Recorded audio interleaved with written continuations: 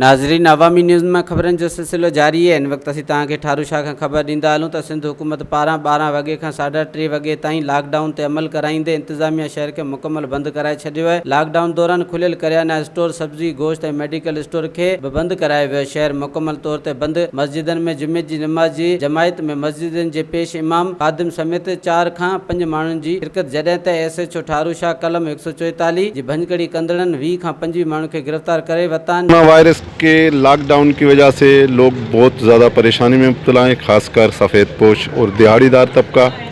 आज तकरीबन 27वां दिन है।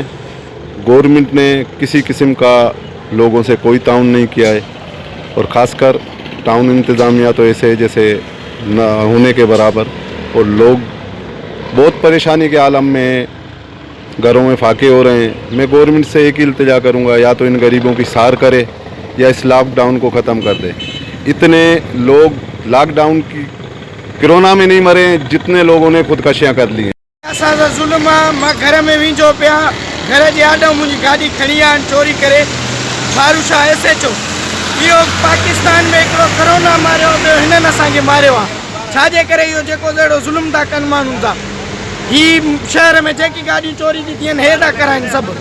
नाज़रीन, तव्हां हिते माण्हुनि जा बि यूज़ ॿुधा त माण्हुनि जो चवणु आहे त जेको अॼु लॉकडाउन खे तक़रीबन 27 ॾींहं थिया आहिनि, जेका आहे माण्हू सभु बेरोज़गार लॻा पिया आहिनि ऐं राशन बि जेको आहे तक़सीम थियो आहे, पंहिंजे मनपसंदि माण्हुनि खे राशन ॾिनो वियो आहे।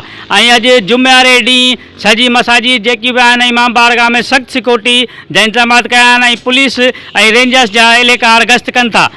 कैमरामैन काशान गफ़ार सां गॾु अकील अहमद खानज़ादा, अवामी न्यूज़ ठारू शाह। वधीक ख़बरनि ऐं तफ़सील जे लाइ विज़िट कयो असांजी वेबसाइट awamiNewsHD.com ऐं ॾिसंदा रहो अवामी न्यूज़ HD।